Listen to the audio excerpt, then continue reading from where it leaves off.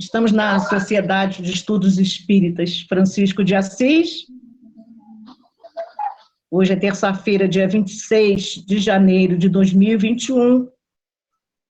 E a nossa palestrante de hoje, a nossa irmã Rose Figueiredo, vai fazer com estudo com o tema Imitação do Cristo, de Francisco de Assis.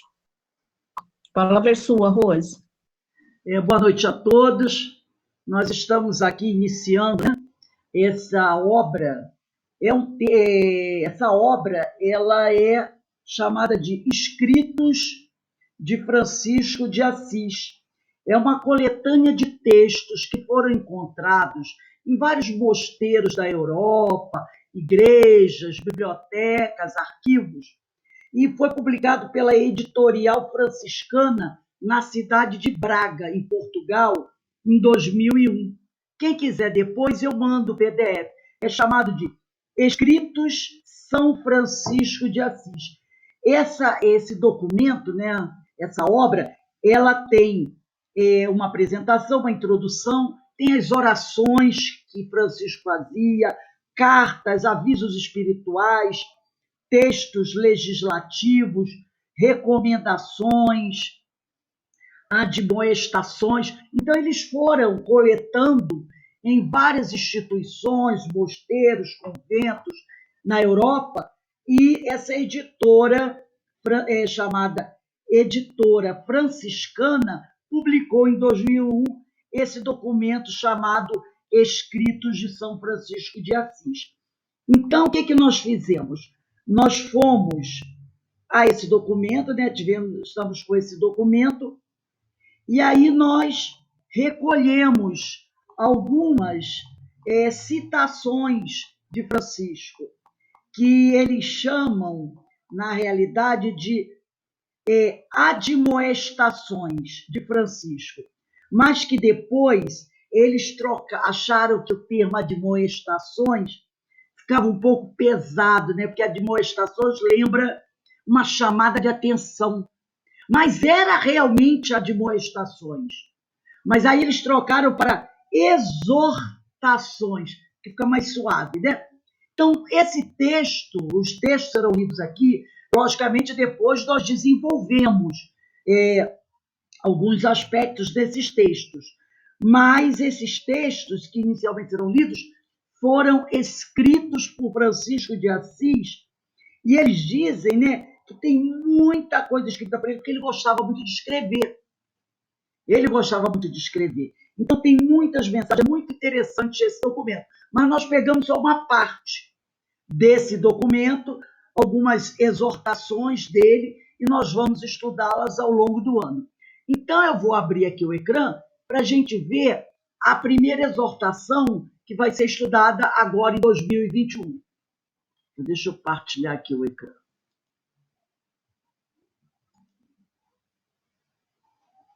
E nós estamos fazendo isso, e ela não vai ser em sequência, não. Nós não vamos estudá-las em sequência. Vamos pular algumas, pegar aquelas que nós achamos. Todas são interessantes, mas aquelas que nos tocaram mais. E hoje nós vamos estudar a sexta exortação, chamada Imitação de Cristo.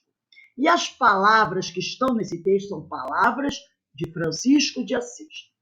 E ele diz assim: irmãos, ponhamos todos diante dos olhos o bom pastor, que para salvar as suas ovelhas sofreu a paixão da cruz. Então ele está dizendo o quê?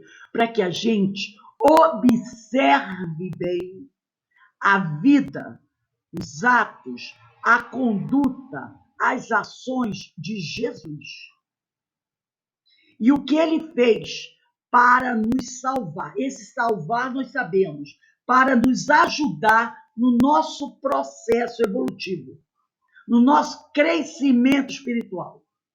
As ovelhas do Senhor seguiram atrás dele. Aqueles que realmente abraçaram a tarefa de Jesus seguiram atrás dele na tribulação e na perseguição, e no opróbrio, na fome e na sede, na enfermidade e na tentação, e nas demais provações.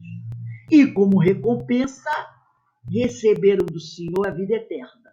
Quer dizer, receberam a luz, a misericórdia.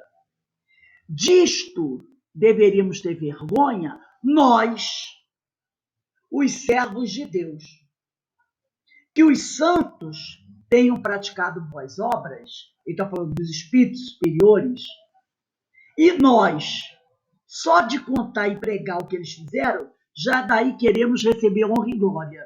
Então ele fala, aqueles que realmente se entregaram às obras do Senhor são considerados santos, né? Os espíritos puros, os espíritos superiores. Agora, nós que ainda estamos aqui caminhando, nós contamos o que eles fizeram. E só por contar e pregar o que eles fizeram, nós já queremos receber os louros. Mal começamos a tarefa e já queremos receber os louros da tarefa. Então, por isso que são admoestações, que eles bastaram chamar de exortações. É uma chamada de atenção, um puxão de orelha de Francisco de Assis, que ele fazia aos seus companheiros daquela época. E podemos estender a todos nós, que mostrando que o Mestre Jesus, ele esteve diante de nós, deixou uma multidão de exemplos a ser seguidos. Não é? E morreu por causa disso. Morreu pela incompreensão humana. Aqueles que verdadeiramente seguiram o Senhor enfrentaram todas as dificuldades. Passaram por perseguições. Quando nós lemos a vida dos discípulos de Jesus, nós vemos, né? Pedro, João, Mateus, Paulo de Tarso, todos eles sofreram muito, sofreram violências físicas, passaram fome, foram martirizados.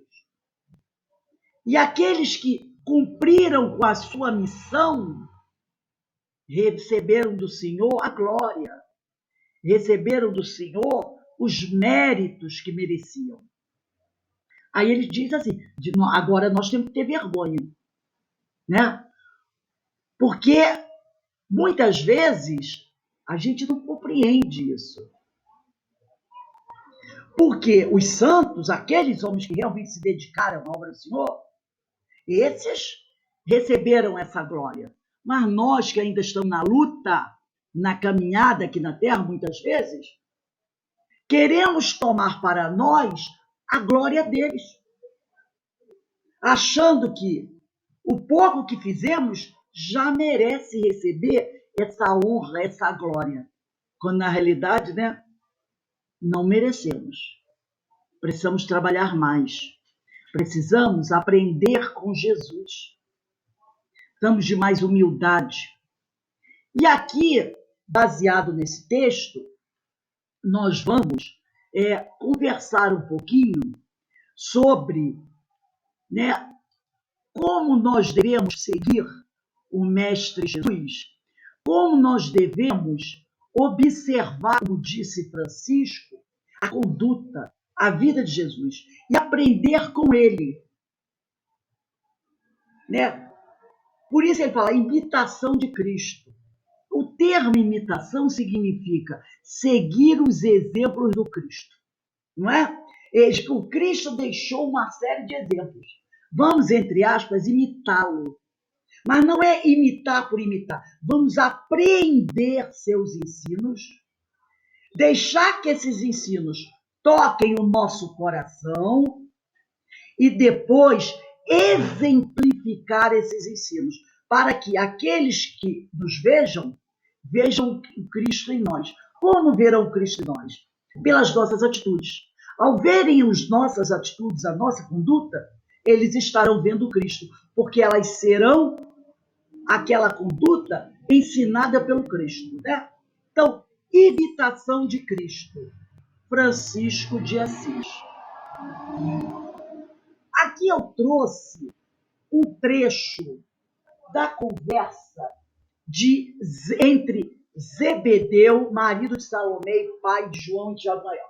Quem foi Salomé? Salomé é a mãe de João Evangelista e de Tiago Maior, irmão de João. Chamados de os irmãos Boanerges, né? O irmão Trovão. Salomé, quando João e Tiago começam eles eram discípulos de João Batista. Ouviam João pregar e depois eles passam a seguir Jesus. Quando Salomé, a mãe, percebe que os filhos estão seguindo o Mestre Jesus e ela ouve Jesus pregar, e ela vê, ela sente ali, apesar da sua grande simplicidade, que aquele homem era um grande profeta. Ela se sente envolvida. Ela diz: nossa, meus filhos estão seguindo um homem que traz grandes pensamentos, um homem muito importante. Mas, ao mesmo tempo, ela fica um pouco preocupada. Mas, na sua simplicidade, ela também fica um pouquinho envaidecida. Então, ela vai procurar Jesus. E se dirige a ele e diz assim: mestre, eu venho aqui para pedir ao Senhor que concedesse aos meus filhos o direito de um sentar do seu lado direito e outro do seu lado esquerdo, no trono da sua glória. E Jesus olha para ela de forma compassiva, porque entende a simplicidade daquela mulher e diz: será que eles estão preparados para estarem ao lado no trono da minha glória? Mais ou menos assim. Aí ela fica um pouco assim, sem graça, sem entender bem a resposta de Jesus, vai para casa e conta para o marido.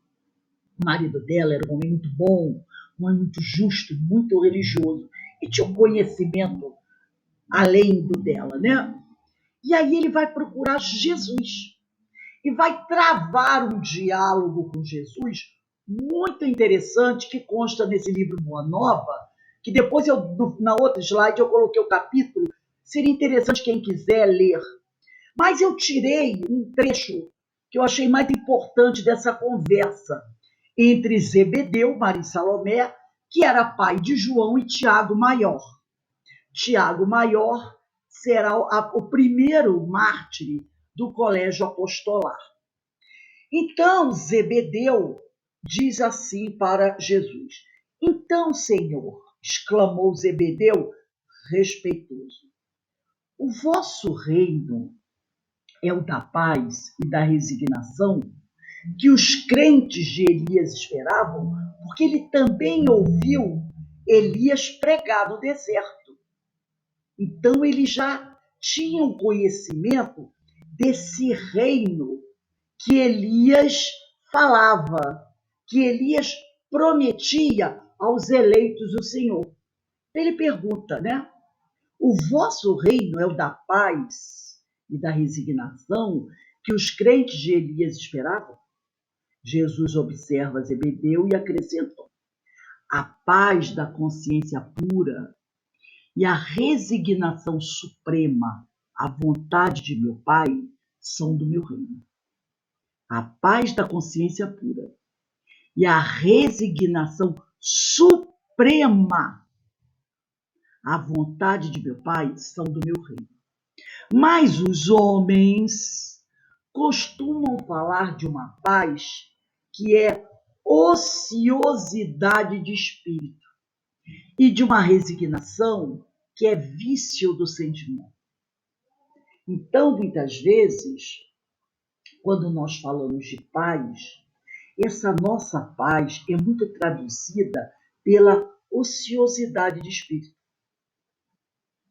E também, muitas vezes, a gente fala de resignação, mas como um vício do sentimento, né? E aí Jesus continua dizendo: trago comigo as armas para que o homem combata os inimigos que lhe subjugam o coração. E não descansarei enquanto não tocarmos o Porto da Vitória. Então, ele mostra que caminhar ao lado de Jesus, caminhar ao lado dele, é uma caminhada de luta. É uma caminhada que necessita de trabalho. Estar ao lado de Jesus não é ficar sentado à beira da estrada, não. Ser discípulo de Jesus é sinônimo de trabalho, é sinônimo de entrega, é sinônimo de movimento, de ação, de trabalho no bem. Daí aquela mensagem, não é, de Francisco de Assis. Nós precisamos trabalhar. Nós precisamos nos esforçarmos. Não adianta querer carregar glórias que nós não conquistamos, ter merecimentos que não buscamos. Porque quando as pessoas falam, né, tem uma ideia sobre Jesus, a pessoa pensa, Jesus caminhando no campo, em meio às ovelhinhas, às pombinhas, não é assim? E ele fala aqui, Jesus deixa claro, os homens costumam falar de uma paz que é ociosidade de espírito e de uma resignação que é vício do sentimento. Trago comigo as armas para que o homem combata os inimigos que lhe subjugam o coração. E que não descansarei. Ele deixa bem claro aqui. Enquanto não tocarmos o porto da vitória. Eis porque o meu cálice agora tem de transbordar de fel. Ele sabia que a dor chegaria, que haveria necessidade de dificuldade. Por isso ele disse a Salomé, será que eles terão condições de sentar ao lado do meu trono no reino? Ele sabia que naquele momento o cálice dele tem de transbordar de fel. Que são os esforços enormes, ingentes, enormes, que a obra reclama.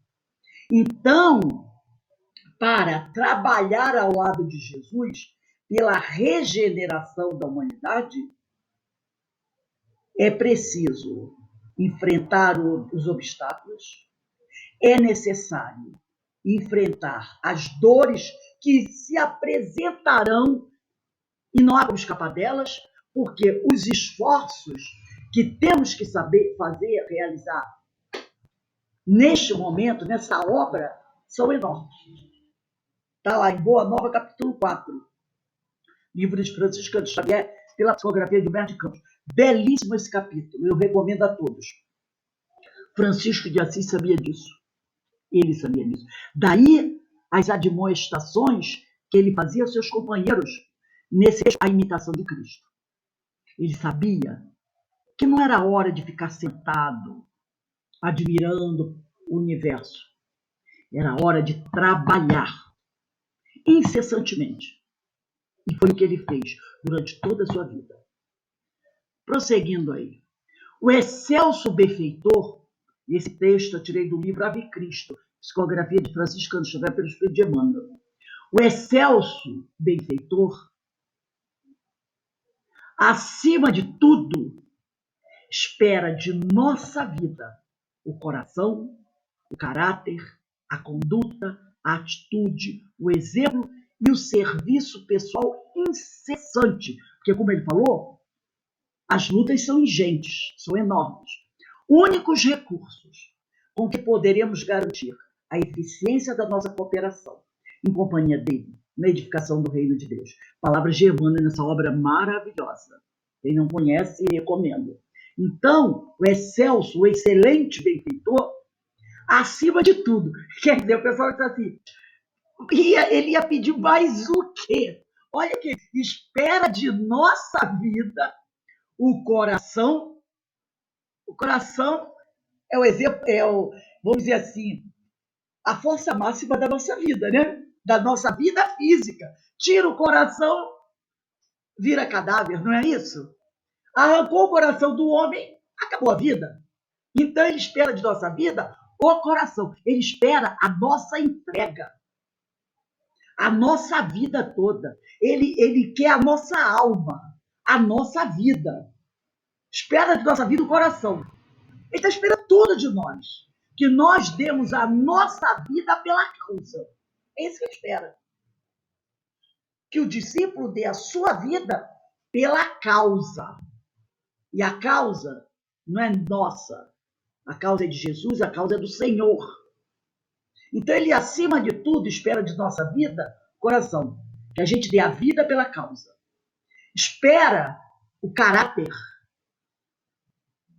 que a gente tenha um caráter ilibado, conduta reta, a atitude, nada de ficar sentado, né? A atitude, a ação, o exemplo e o serviço pessoal incessante. Trabalhar sempre pelo bem. E aí ele coloca uma palavra aqui, ó, únicos recursos com que poderemos garantir a eficiência da nossa cooperação em companhia dele, na edificação do reino de Deus. Se não pudermos dar isso, não seremos eficientes cooperadores em companhia dele, na edificação do reino de Deus da terra. Precisamos dar a vida. É uma evocação fantástica de Emmanuel, né? E a gente olha assim, nossa, mas ele está pedindo muito de nós. Será que está pedindo muito mesmo? É só pensar, o que é que nós recebemos?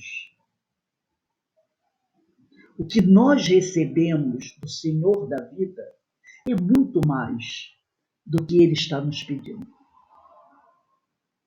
Então, não podemos reclamar nem sermos ociosos, porque nós temos que retribuir o muito que nós já recebemos.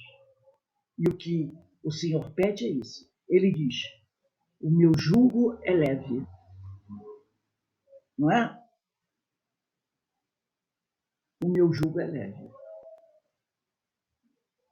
Então, ele nos pede a vida.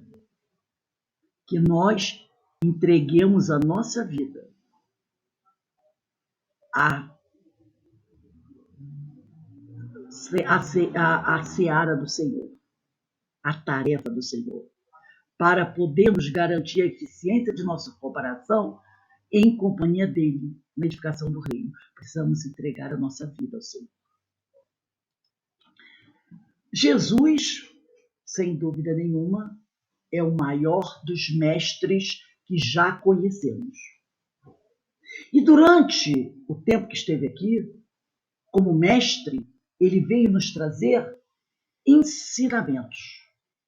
Mas ele não chegou aqui e disse assim, vou ensinar vocês, sentam aí, sentem e escutem. Não. Ele tinha um método pedagógico. Ele tinha uma pedagogia para nos trazer seus ensinamentos. Na realidade, os ensinamentos do Senhor. A boa nova, porque a boa nova é do reino, é do Senhor. Pedagogo da humanidade, o Cristo nos trouxe os princípios eternos da educação com amor. Princípios de aprendizagem. Deve-se alicerçar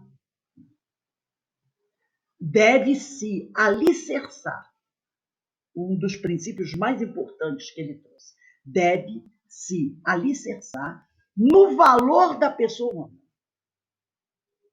Então, esse princípio de aprendizagem, ele deve se alicerçar no valor da pessoa humana.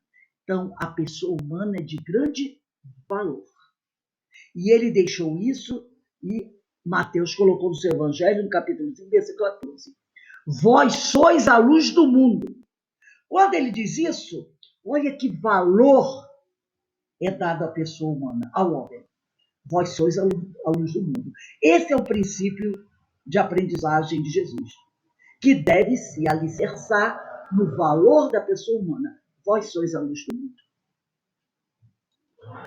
A coerência e o modo de ser do mestre são igualmente elementos favorecedores da aprendizagem.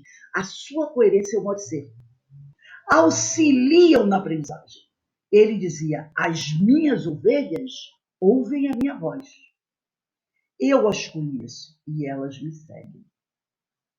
Então, ele nos coloca todos sob a sua proteção.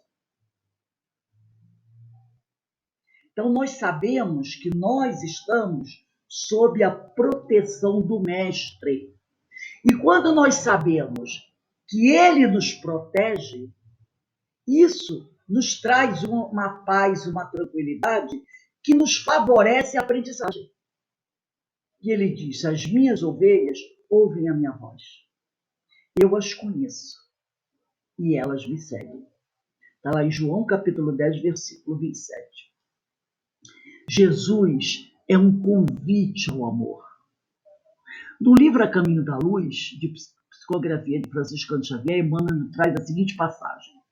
Jesus, ele escolheu os ambientes mais pobres e mais desataviados, quer dizer, mais simples, para viver a intensidade de suas lições sublimes, mostrando aos homens que a verdade dispensava o cenário suntuoso dos areópagos, que são os teatros, né? Dos fóruns e dos templos. Ele diz, né? Mostrando que aonde quer que nós estejamos, nós podemos servir ao Senhor. Não precisamos estar em locais grandes, bonitos, luxuosos. Ele escolheu os ambientes mais pobres. Esteve em meio das pessoas mais carentes para viver a intensidade de suas lições mais sublimes, mostrando aos homens que a verdade dispensava o cenário suntuoso dos templos, dos fóruns, dos teatros, das grandes arenas, com as grandes assembleias de homens cultos, grandes filósofos. Francisco também agiu como Jesus. Seguiu os passos de Jesus, entre aspas, buscou imitar o Cristo, seguindo essa imitação como seguir os exemplos do Cristo, né? Sempre esteve caminhando pelas estradas entre os mais simples, procurando sempre levar a palavra do Senhor, os ensinos do Senhor, a todos que necessitassem e tivessem interesse em receber essa mensagem. Os ensinos de Jesus. Em breve, daqui a algum tempo, nós também teremos um estudo aqui na nossa casa para estudar não só as parábolas, que virão depois da história do povo hebreu, mas também um outro estudo com os ensinos de Jesus, que são muito profundos e importantes. Os ensinos de Jesus, eles vinham subverter quase tudo aquilo que constituía um dado adquirido. É por isso que o pessoal muitas vezes diz assim, Jesus era um subversivo, Jesus abalou a estrutura do mundo com o seu pensamento, né? Alguns dizem que era um pensamento contraditório, um pensamento contrário às leis. Então, muita gente fala assim sobre os ensinos de Jesus. Mas muitos dizem que é por causa disso que ele morreu. Então, os ensinamentos de Jesus vinham subverter quase tudo aquilo que constituía um dado adquirido. Né? Quase tudo aquilo que o homem tinha como certo. Ele vem e diz, dar a outra face em vez da vingança. Porque a lei dizia, dente por dente, olho por olho. Isso é vingança. Ele chegava e dizia, não. Ofereça outra face. Se alguém te obrigar a caminhar 1.000 quilômetros, 1 quilômetro, caminhe 2, caminhe 3 com ele. Se alguém te pedir a capa, dê também a túnica. Um pensamento totalmente contrário às coisas que o homem, que a lei daquela época pregava e que a lei de hoje também prega. Que a lei de hoje também prega. Não é assim? Olha a pena de morte. Não é um tipo de vingança? Você matou, você vai morrer. E nós estamos no século XXI. O que muitas mães diziam para os seus filhos, eu não sei se dizem mais, mas na minha época de criança, se apanhar na rua, chegou em casa, vai apanhar de novo. Se resolva lá na rua. Apanhou, bate. Era esse que era o ensinamento. E Jesus diz o quê? Dá outra face. Aí ele vem com outro ensinamento. Amar os inimigos. Em vez de odiá-los. A lei dizia o quê? Renegue os inimigos. Combata os inimigos, afaste-os. E ele diz, amor aos inimigos. E ainda dá regrinha, ainda dá toda a orientação de como fazer para amar os inimigos. Está lá, no Evangelho segundo o Espiritismo. E aí depois ele fala, fazer o bem a quem se odeia. Essa, até hoje, 26 de janeiro de 2021, tem gente na rua que diz, tô fora. Jesus, com essa história aí, eu estou me afastando de Jesus. Fazer o bem a quem se odeia. Que isso? Como fazer o bem a quem se odeia? O cara quer me ver esturricado e ele manda eu fazer o bem a quem está querendo o meu pescoço. Outro, abençoar aqueles que nos insultam. Ah, não. Aí eu não tenho vergonha na cara. Isso é sangue de barata. Abençoar aqueles que nos insultam. Perdoar a todos 70 vezes 7. Isso é eternamente. 70 vezes 7. Está pensando que eu sou o quê? Bobo? Percebeu?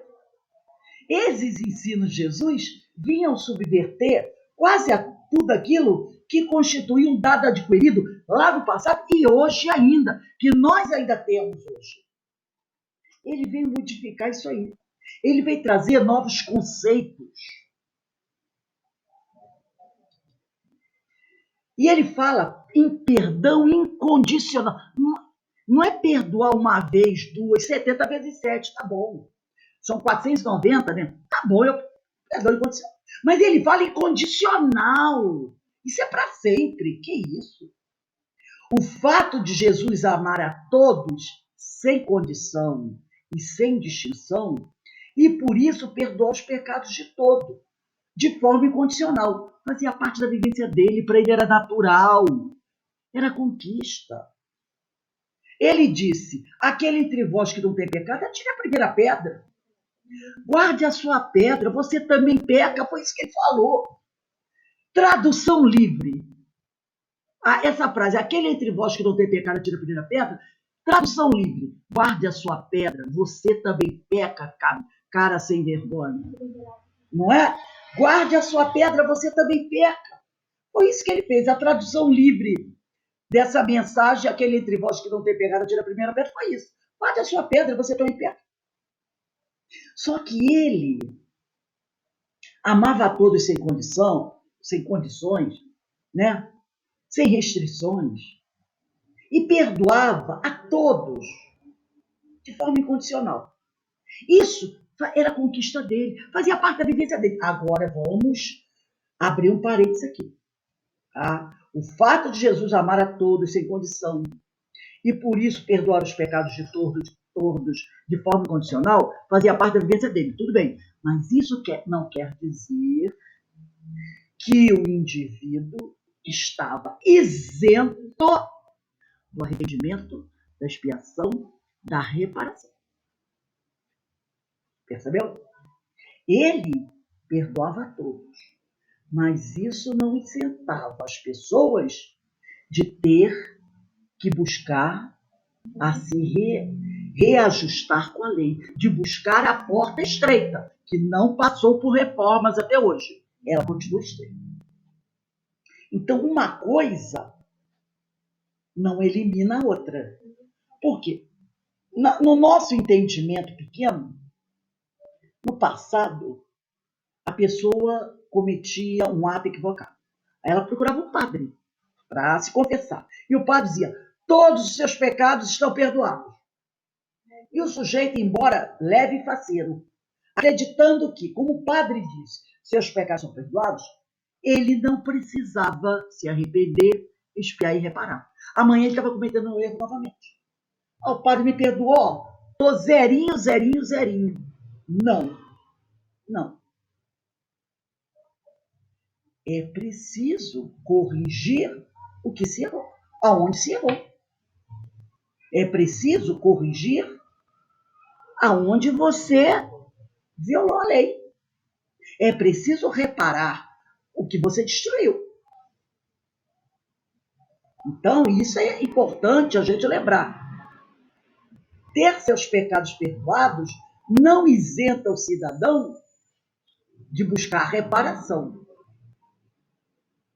E ele é obrigado a buscar a reparação porque a sua consciência indica isso.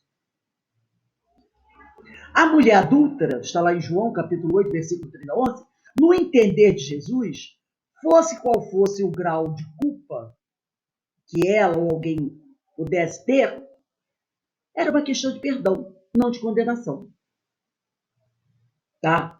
Fosse qual fosse o grau de culpa que alguém pudesse ter, não só a mulher adúltera, qualquer outro, era uma questão de perdão, não de condenação. Porque era, para Jesus, era amando as pessoas que Jesus as curava. Além da comunhão plena que ele sentia com todos que encontrava. Então, para ele não fazia juízo de valor das pessoas. Ah, com você eu não vou conviver porque você é corrupto. A sua casa eu não vou visitar porque você é um coletor de impostos. E todo mundo mete o malho nos coletores de impostos. Ah, com você eu não vou conversar, não. Você é uma samaritana. Não segue os preceitos da lei. Ah, você é um ladrão. Você é um assassino. Não é? Você é um político. Você é um sacerdote do templo. Você é cheio de pecado. Ele não julgava. A gente diz que Jesus perdoava a todos, mas na realidade não é dizer que Jesus perdoasse a todos. Ele não via culpa nas pessoas. Né? Ele entendia o porquê das pessoas estarem naquelas condições. Então, fosse qual fosse o grau de culpa que alguém pudesse ter, era uma questão de perdão, e a gente põe esse perdão aí entre aspas, porque não é aquele perdão como a gente enxerga, vou perdoar o culpado. Ele não via a pessoa assim. Ele entendia o grau evolutivo em que a pessoa se encontrava. Por isso ele não condenava. E era amando aqueles que estavam ali, recalcitrantes em seus equívocos. Era amando que ele ajudava na cura daquelas pessoas. Porque não bastava também só Jesus querer curar. A pessoa que está doente também precisa querer ser curada. Então, se unia a vontade de Jesus e a vontade do doente. Aí a cura se estabelece. Então, ele também, além de amar incondicionalmente, e ele nos disse isso, né? Amai a todos como eu vos amei. Havia uma comunhão plena que ele sentia com todos que se encontrava. Aquele que construir o seu destino, deixando de lado o seu orgulho, a sua vaidade e o seu egoísmo e caminhar seguindo os exemplos de Cristo, terá como recompensa as bem-aventuranças do reino de Deus. E aí eu lembro, né, esse texto da imitação de Cristo, de Francisco, que ele diz que os santos tenham praticado boas obras e nós, só de contar e pregar o que eles fizeram, já daí queremos receber honra e glória. Isso é orgulho, é vaidade. Nós queremos nos apropriar do feito do outro. Né? Só de falar deles, eu já me sinto igual? Claro que não. Então, aquele que construiu o seu destino, deixando de lado o seu orgulho, a sua vaidade, o seu egoísmo, como disse Francisco aqui, é necessário isso, e caminhar seguindo os exemplos de Cristo, terá como recompensa as bem-aventuranças do reino de Deus. Toda a moral de Jesus se resume na caridade e na humildade. Isto é, nas duas virtudes contrárias ao egoísmo e ao orgulho, que está lá no capítulo 15, item 3.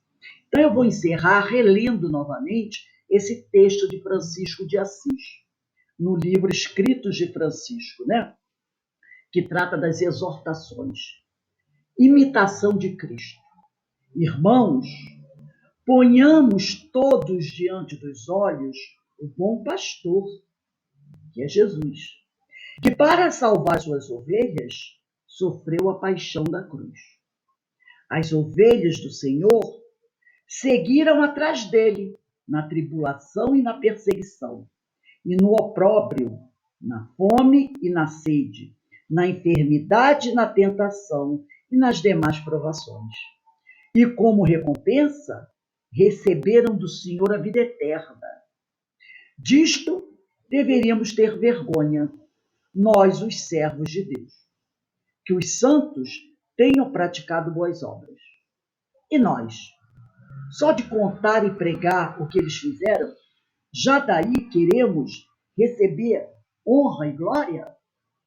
Então, relendo esse último slide, nós podemos novamente afirmar: aquele que construiu o seu destino, deixando de lado o seu orgulho, a sua vaidade, o seu egoísmo, e caminhar seguindo os exemplos do Cristo, do pastor, terá como recompensa as bem-aventuranças do reino de Deus.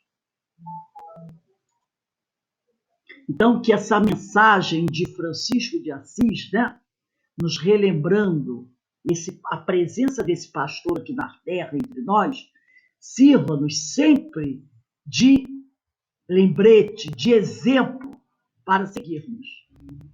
Porque ele esteve entre nós como grande mestre e deixou exemplos fantásticos, que nós possamos seguir esse exemplo, para sermos verdadeiramente merecedores de receber honra e glória, e não aqueles que querem, de maneira equivocada, a honra e a glória do outro, como nos diz Francisco, né? Que possamos buscar a nossa honra e glória, trabalhando ao lado de Jesus. Agradeço a presença dos companheiros, né? Passo a palavra agora para a Denise.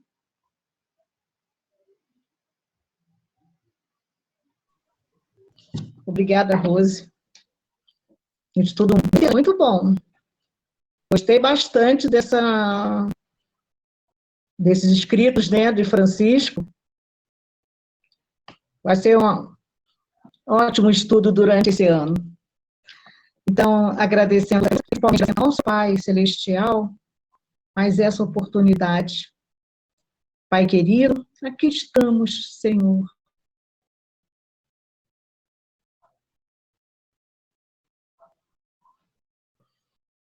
Elevando os nossos pensamentos a Ti. Agradecidos mais uma vez por essas lições que o Cristo, nosso Mestre, nos deixa, nos incita sempre a não esquecermos, a trabalharmos desta forma, a agirmos de acordo com o que Ele agiu. Pois Ele é nosso Mestre, nosso caminho e nossa vida. Ele é verdade. E devemos sempre procurar imitar o Cristo, para que alcancemos a Ti, Senhor. Gratos estamos por mais essa noite de estudo e lhe pedimos, Pai querido, que nos abençoe e a todos os nossos irmãos aflitos, todos aqueles que necessitam de amparo, de força e de luz.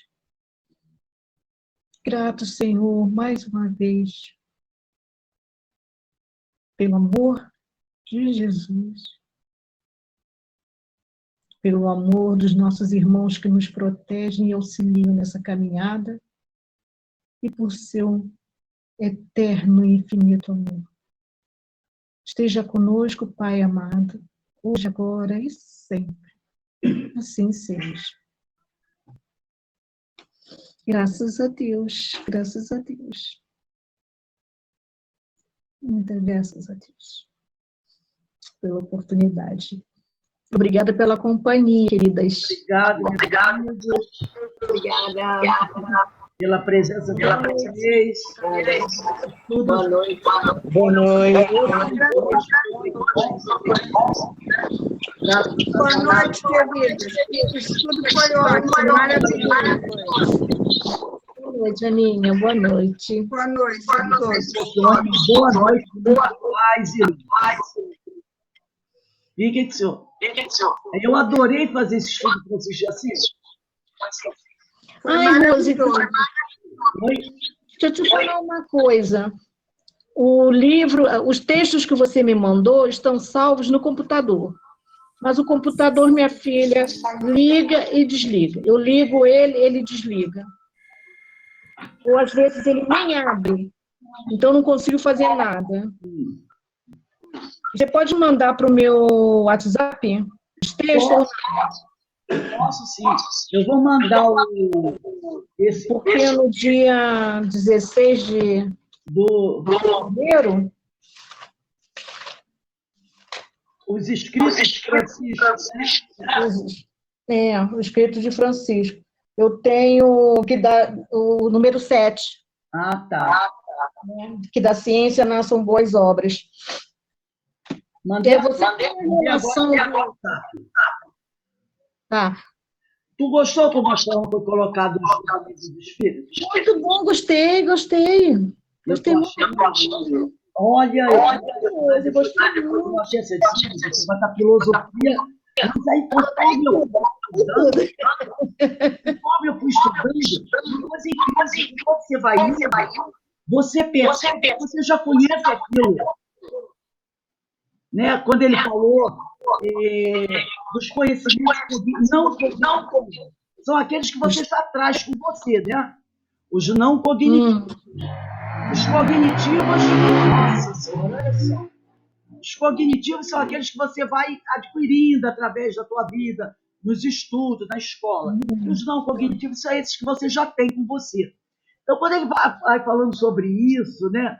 Foi falando sobre a metafísica. Quando eu comecei a ler, eu disse, meu Deus, esse negócio metafísica. Mas aí depois você começa a ver que é fácil.